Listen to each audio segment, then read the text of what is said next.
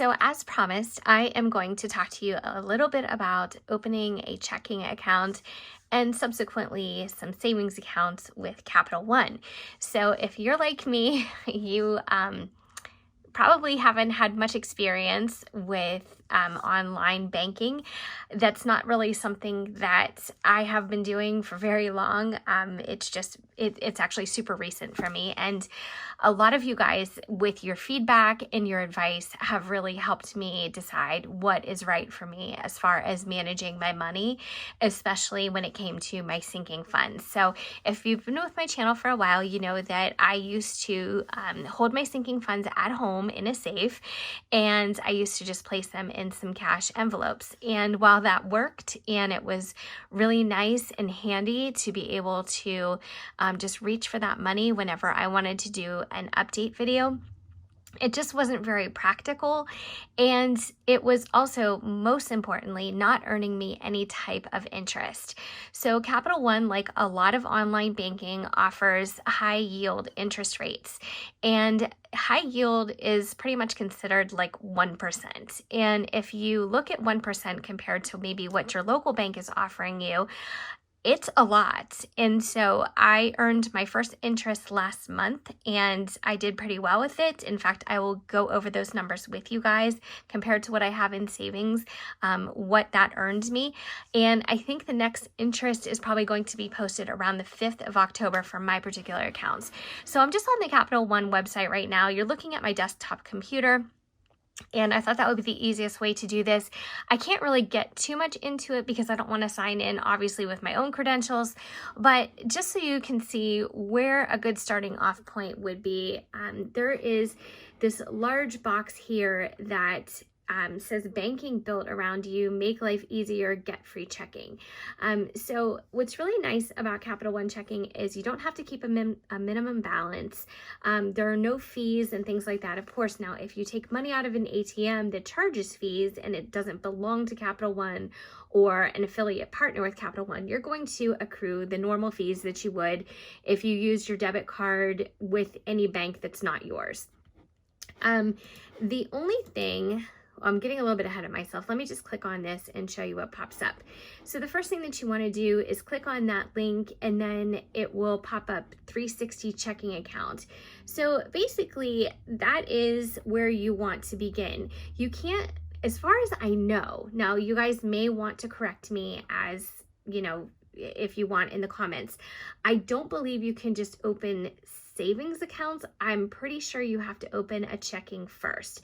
Now for me, that just made sense. I wanted to have a checking account first because for this money, you're able to move it around at will and you can make as many internal transfers as your heart desires.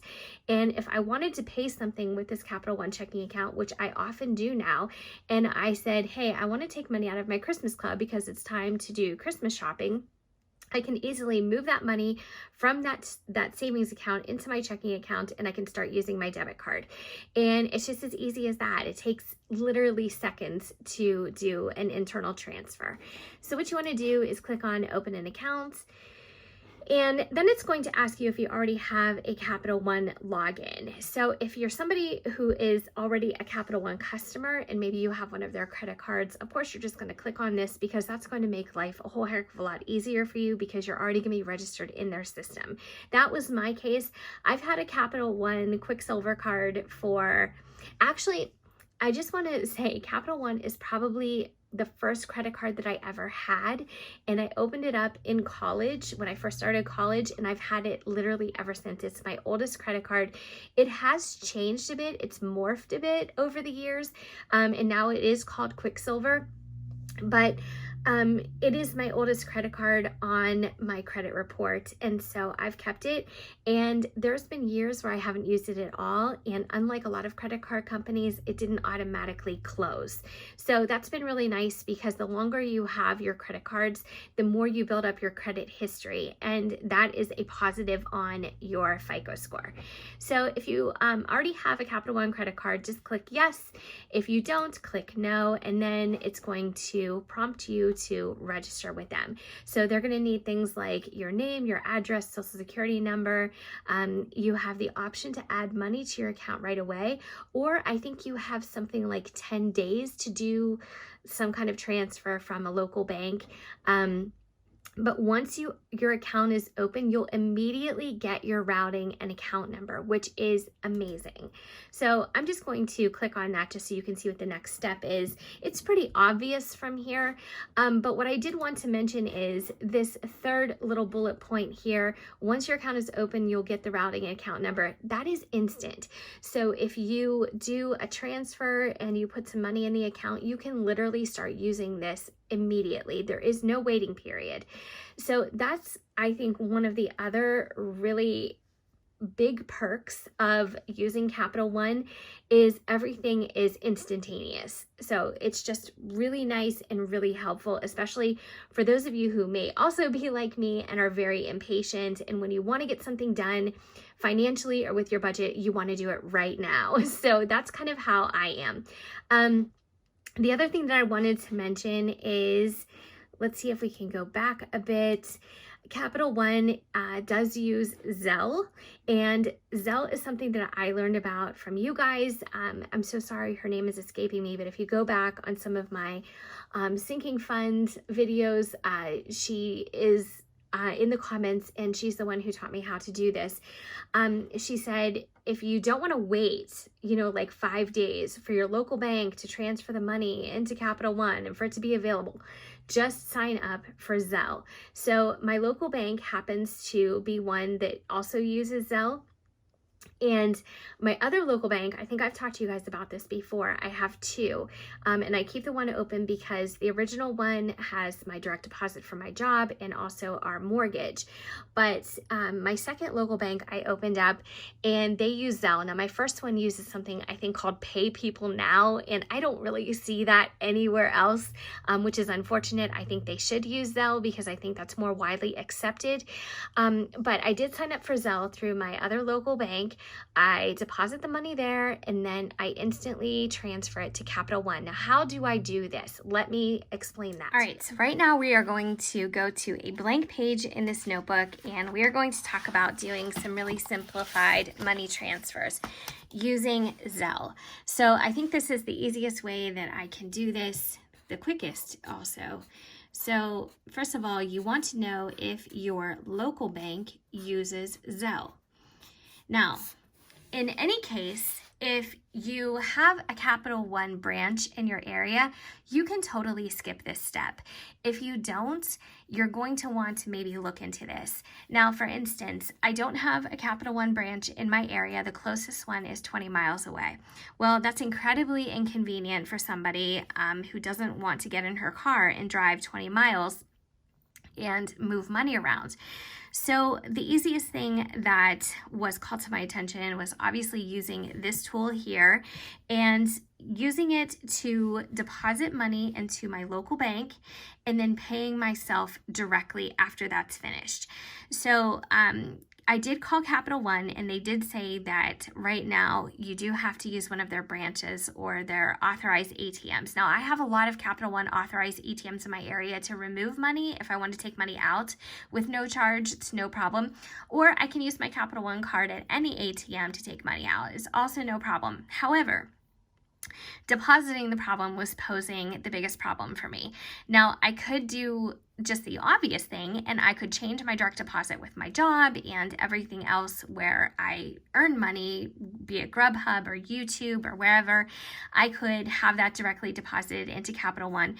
But I do have some reasons for keeping my local banks, and one is my original bank is where we have our mortgage, and I literally just do a transfer to pay that, and it makes life really easy. So I do want to hold on to my local banking, but also I'm just really drawn to the Capital One online banking now. Now, first thing you have to do is see if your local bank has Zelle. If they do, you want to sign up for an account. So go ahead and sign up. from what I've read and what I've heard from other people, other users of Zelle, it is very safe.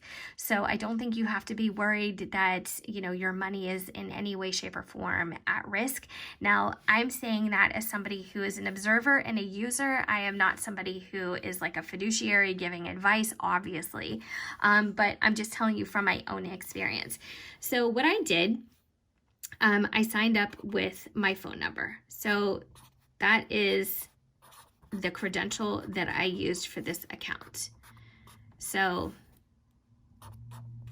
I signed up using my phone number. So this would be local bank. Okay. The second thing that I did was I signed up again with Capital One. Now, obviously, I'm the same person, and this time I used my email address. Now, what's the purpose of signing up twice? You need to sign up twice in order to be able to pay yourself. So my local bank is linked to my phone number with Zelle.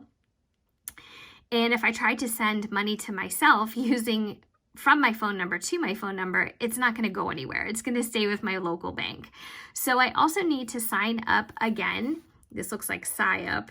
So I need to sign up again using my email address for Capital One. So I literally had to go into my local bank's website to sign up for Zelle first. And then I had to go into the Capital One bank's website to also sign up for Zelle. So I had to do it twice. I had to put my information in twice. So now when I want to make a transfer, first what I do is I deposit. Okay, so simple. I deposit locally. So I put my money in the bank, either through the ATM or through, you know, the drive-through. So I deposit locally. The second thing I do is transfer the money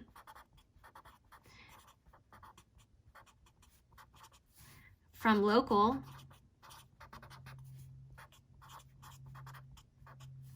that's linked to my phone number to Capital One using my email address. So phone, email. Now, my Zelle tells me that I am able to do a total of $6,000 in transfers, no matter who it's sent to, in a 30-day period. So also keep that in mind. If you have to do multiple transfers or you want to do one mass transfer, the limit, as far as I know, is $6,000. Now, I don't know if that's unique to me or if that's just the Zelle rule, or if you have to be using it for so long in order to get raised. Maybe that's always the limit, but my 30-day limit is $6,000. That's just something that you want to have in the back of your head if you're going to be transferring large sums of money. So basically, this is it. So I know that this is a little bit hard to read, but again, just to recap, using Zelle, you're going to sign up with your local bank using your phone number or your email. You could flip-flop these. You could use your email with your local and phone number with Capital One. It really doesn't matter. And then what you want to do is sign up with Capital One or your other online banking, whatever that may be. Maybe it's Discover or maybe it's Chime, whatever it is that you use, as long as they use Zelle. And then to deposit locally, or to move that money, you want to deposit locally. You want to put your cash in the bank and then do an instant transfer from your local bank to your Capital One. Now, how long does this portion take? Seconds.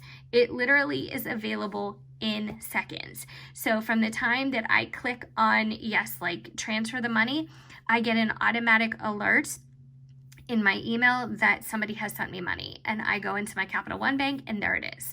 So it is so easy and so user friendly, and I just can't believe that this wasn't on my radar before. So now let's talk about what the interest you can expect is.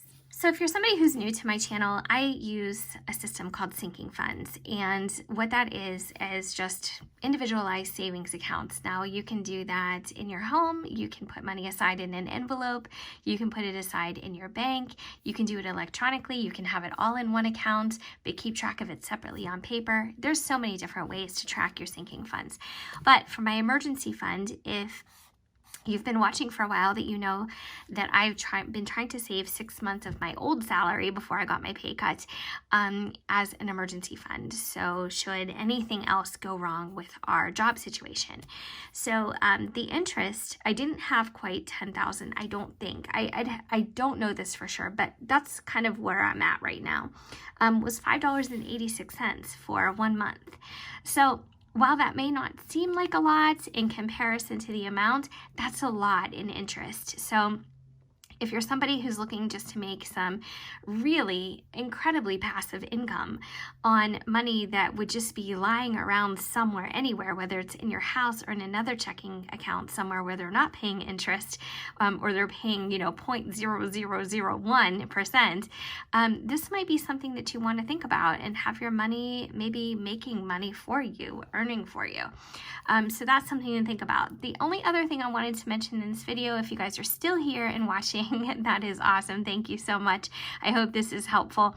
But the only other thing I wanted to mention was under my Capital One 360 checking account, I have 5 separate sinking funds accounts.